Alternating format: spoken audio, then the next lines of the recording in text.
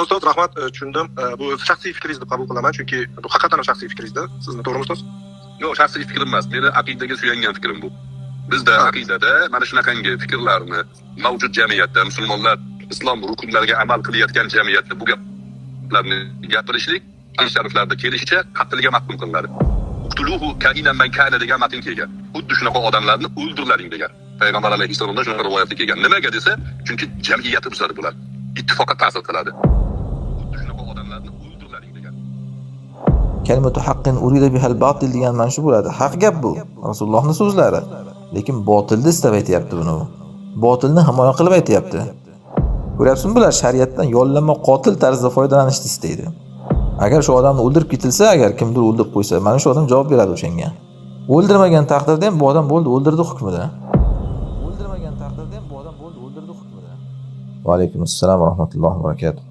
Aytadilar, yaqinda bir saroy mulla bir siyosatchini ayblab, musulmonlar ichida ixtilof chiqargan, tafriqa solgan odamni o'ldirish kerak. Bu aqidamiz buyurgan masala dedi. Aytishicha payg'ambarimiz sollallohu alayhi vasallam shunga buyurgan ekanlar. Shunday hadis chindan ham bormi debdilar.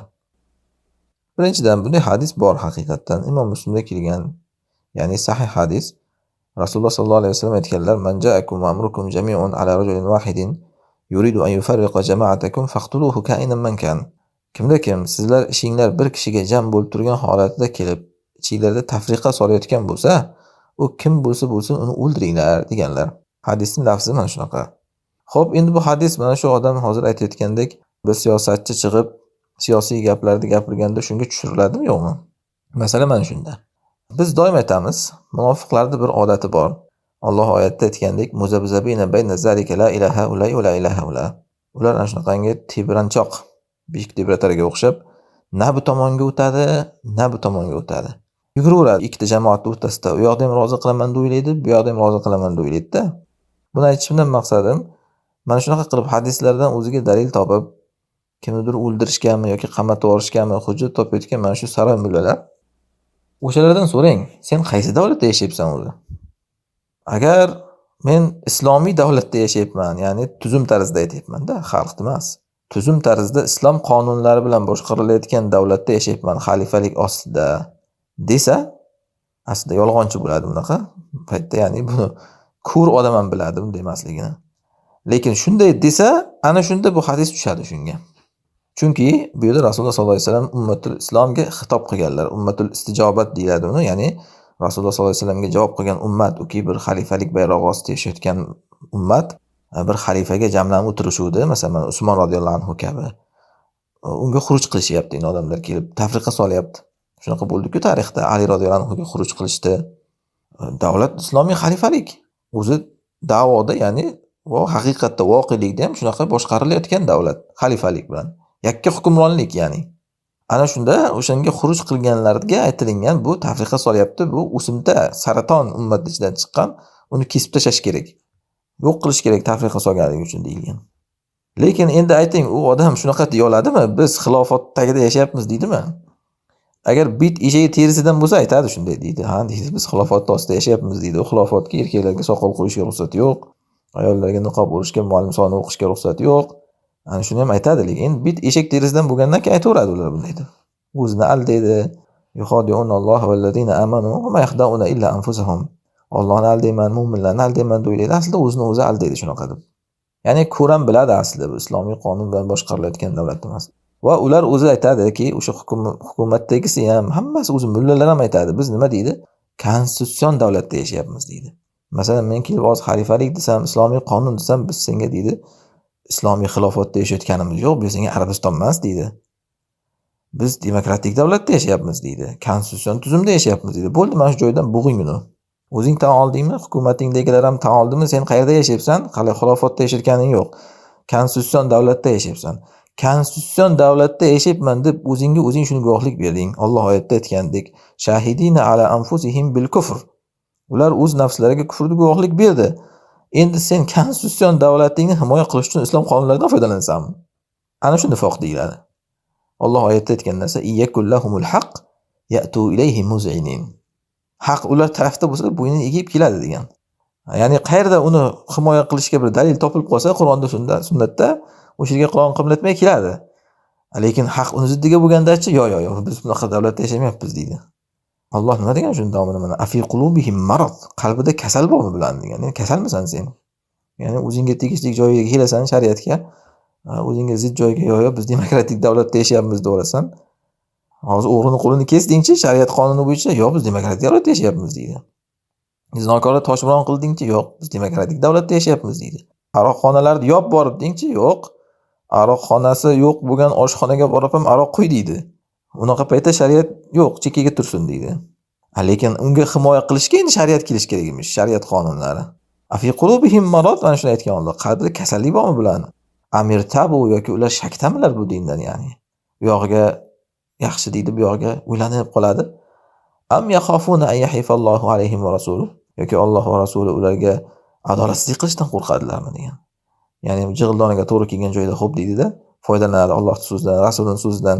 To'g'ri kelmay qolgan joyda keyin yo'q, bu yerda adolatsizlik bo'lyapti, noinsoflik bo'ldi shu yerda deb Alloh Rasulini adolatsizlikka chiqaradilarmi yoki degan. Ana bular zolimlardir degan shuning uchun ham. Modomiki ular o'zlariga shu demokratik davlatda yashayapmiz deb guvohlik berdimi, endi o'sha kursida o'tirsin, ikkilamasdan yoqib yoqqa bir qarasangiz islomiy davlat bo'lib oladi, bir qarasangiz konstitutsion davlat qonunlarini gapirib chiqadi. Konstitutsion qonun ostida yashayapman degandan keyin bir odam konstitutsion tuzum ostida konstitutsiyalarda yozib qo'yibdi. Bir odam o'zining e'tiqodi erkinligini gapiradi, bir odam o'zining siyosiy fikrini gapiradi. Modam hech kimga qarshi xuruj qilishga chaqirgani yo'qmi o'sha hukumatda ham. Hatto kerak bo'lsa prezidentlikka nomzodini qo'yadi. Sen o'sha kursiga o'tirding-ku, to'g'rimi? O'zingni ko'tarib turgan kursi o'sha, u nima? Demokratik konstitutsion tuzumimiz degansan. Monarxiya demagansan o'zing tuzumingni. Yakka hokimlik, xalifalik demagansan. Bo'ldi, o'tir o'sha kursida.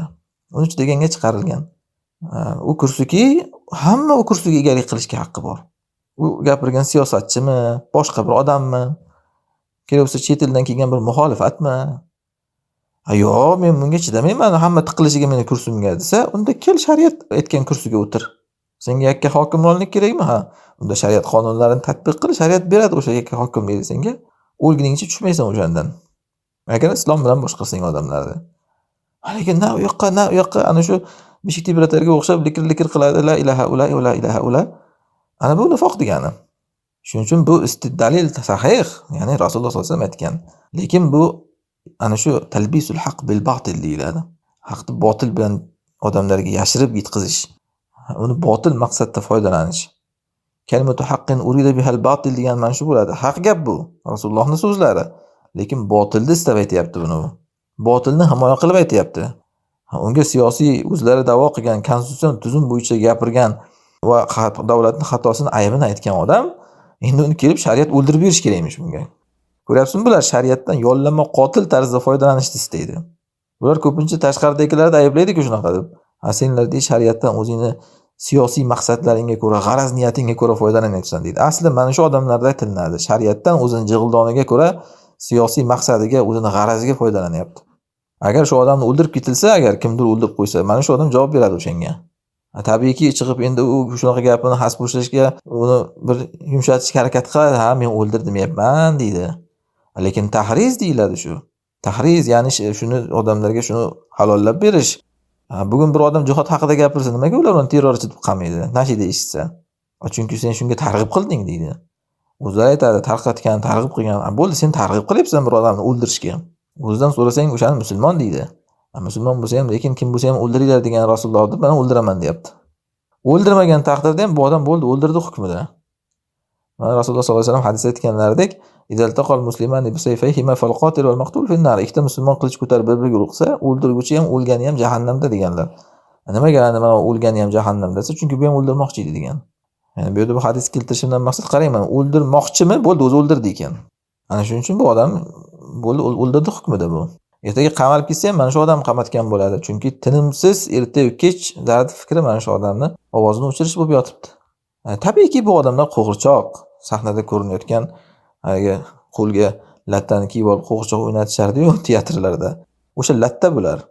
Bu lattan orqasida turgan qullar bor tabiiy. O'sha qullar bularni o'ynatadi, orqasidan buraydi, chiq gapir deydi, gapiradi. Bu orqadagi qullarning ishi, ya'ni. Bu qullar faqat o'sha din bilan bu ishni oqlashni istaydi. Yuqorida aytganimdek, o'sha dinni qo'lqop qilib kiyadida o'sha jinoyatini amalga oshirmoqchi bo'ladi. Endi odamlar lekin buni tushunadi. Tushunmagan odam shariatni gapiryapti deb endi ishonib ketaveradi. Bu Allohning imtihoni. Kim shariatdan o'zining maqsadiga ko'ra foydalanadi-yu, Allohning maqsadiga ko'ra foydalanadi. Allohu alam.